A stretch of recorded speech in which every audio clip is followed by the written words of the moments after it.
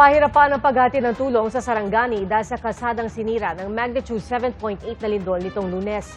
Problema ng mga residente ang pagkain, matitirhan, maging pagkakakitaan. Ayon po sa NDRRMC, 45 ang patay. Mahigit 600 ang sugatan at 17 ang nawawala kasunod ng lindol. Saksi, si Maki Pulido. Mula sa ere, kita kung paanong nabali ng magnitude 7.8 na lindol ang Sapu-Masla Bridge sa Malapatan, Sarangani. Sa aerial survey ng PHIVOLCS kahapon, kita rin ang pinsala sa dike at mga gumuho o di kaya'y tumagilid na bahay. Ngayong gabi, para makabiyahe na ang mga sasakyan hanggang sa bayan ng Glan, target na maayos ang kalsadang nabiyak at tila hiniwa-hiwa ang semento. Dahil ginagawa na raw ng DPWH yung portion ng highway na nagkabiyak-biyak ay pinagbabawalan dumaan kahit na mga tao, hindi lamang mga sasakyan. So para makarating tayo, lampas nun, para malampasan natin, kailangan sumakay tayo ng bangka. Nagdeklara na ng state of calamity ang buong lalawigan ng Sarangani para magamit ang emergency funds at mapabilis ang relief efforts. Tulong na kailangan ng maraming biktima ng lindol, gaya ni Julito na sa gilid ng kalsada muna natutulog matapos sirain ng lindol ang kanilang bahay. Hintay pa rin ang tulong. Wala mang matulong pa na tanggap namin. Pagkain at saka tubig. Walang mainom. 3 araw na rin naghihintay ng kahit kaunting tulong si Ronald Zubel. Gustuhin mang kumita, wala namang nag-aarkila ng kanyang bangka mula ng lumindol. Sa oras na maubos ang kanilang 5 kilong bigas, wala na raw siyang maipapakain sa 3 niyang anak. Lapit na maubos, ma'am. Kunti na lang. Yan na ang problema, may kasi hindi kami kapanapuhay kasi ganito ngayon, ma'am. May lindol, wala namang trabaho. Durante lang, ma'am. Bigas lang, ma'am. Saka tubig. Yan lang, ma'am. Sintulugan ng anak namin. Sabi ng lokal na pamahalaan ng Glan, pahirapan talaga ang pagdating ng relief goods, kaya't hinihintay nilang maayos ang kalsada para mapabilis ang pagdating ng tulong. Sa mga naghihintay ng tulong, no, naiintindihan namin sa humingi lang kami ng pasyensya. Kami gusto talaga namin makarating agad. Pero naiintindihan naman natin na hindi talaga natin mapabilis kasi yung daan wala. Pero pati matitirhan, malaking hamon para sa maraming biktima ng lindol. Nasa 20 bahay yung dating nakatirik sa gilid ng bundok na ito dito sa bayan ng Glan sa probinsya ng Sarangani. Pero dahil dun sa lindol, sira na lahat ng mga bahay. Itong bahay nga na ito nahulog na dun sa gitna kung saan nabiyak yung lupa. Dito dati nakatira ang pamilya ni Maricel Poncabdas. Hindi po namin alam kung ano yung mangyayari kasi wala naman kaming mapupuntahan.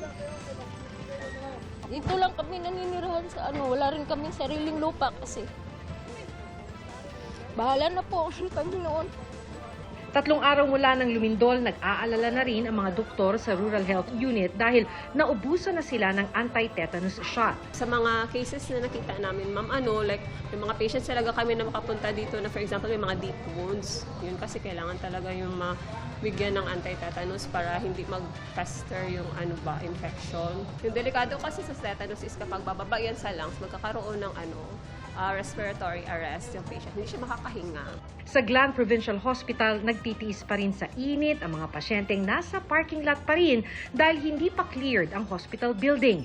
Pero mas inaalala ng mga doktor ang mga nagtamo ng matitinding sugat ng lumindol. Our OR is non-operational. Our laboratory is non-operational. And we don't have the consultants because our consultants comes from Jansan area, anesthesiology. They could not come here because the road is not passable. No, so these patients need to be airlifted or by sea ambulance or whatever available that for them to be transferred to higher facility. Isa si Cambria sa 3 araw nang naghihintay na mailipat ng ibang ospital. May malalim na sugat siya sa ulo at dislocated din ang kanyang kanang paa matapos madaganan ng pader nang tumama ang lindol. Mahirap talaga, ma'am. Pero tiniis ko na lang ang hirap para madala ako sa ospital. Isang Sarangani sa mga pinangakuan ni Pangulong Bongbong Marcos ng tulong sa kanyang pagbisita sa General Santos City kanina. DBN naman ay magbibigay ng pondo mula na naman sa LGSF para sa infrastruktura sa Sarangani province at saka sa South Coast. At meron din damage deep doon. Pero dito talaga ang pinaka-Sarangani is really the hardest hit.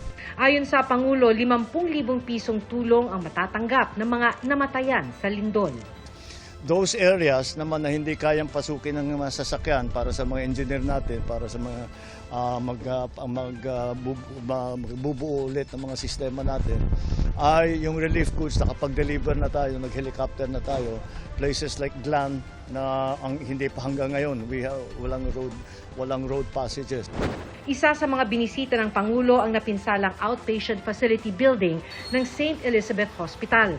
Kita pa mga gumuhong semento mula sa pader ng gusali na nagtamo rin ng mga malalaking bitak kaya di na raw mapapakinabangan. Nagpunta rin ang Pangulo sa Romana at Charon Integrated School sa Barangay Kalumpang at sa General Santos City National High School. Yung mga engineer ay papasok na para i-assess kung ano ba yung parte ng building na pwede pang gamitin, ano yung hindi na talaga pwede. Kailangan pabagsakin yung buong building, mabigyan tayo ng impormasyon tungkol dyan. Sa gitna nga ng panayam sa Pangulo, even kahit yung mga walang trabaho ngayon, doon sa nakita natin, masama tayo sa casualty rate. ayon sa DepEd, mahigit 1,000 pampublikong paaralan sa 5 rehiyon ang nagtamo ng pinsala dahil sa magnitude 7.8 na lindol. Binabantayan ang epekto ng lindol lalo sa mga batang inabutan sa paaralan noong tumama ang pagyanig.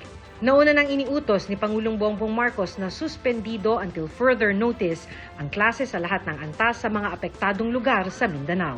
Mahirap sabihin, no? Kasi sa Gensan pa lang ang napupunta at yung kalating bayan. Yung mga malalayong lugar, hindi pa nga naaabot. So nag-a-assess pa tayo ng damages sa ibang lugar, sa ibang classrooms. Pero mukhang tatagal din to ng ilang buwan dahil nasa evacuation centers din yung iba. Yung iba walang mauwian, so pati teachers damay dito. Kung kaya ang tinitingnan natin dito habang wala pa sila sa paaralan ay nakikipag-ugnayan tayo sa DSWD para mabigyan sila ng kaukulang psychological first aid. Maki Pulido ang inyong saksi.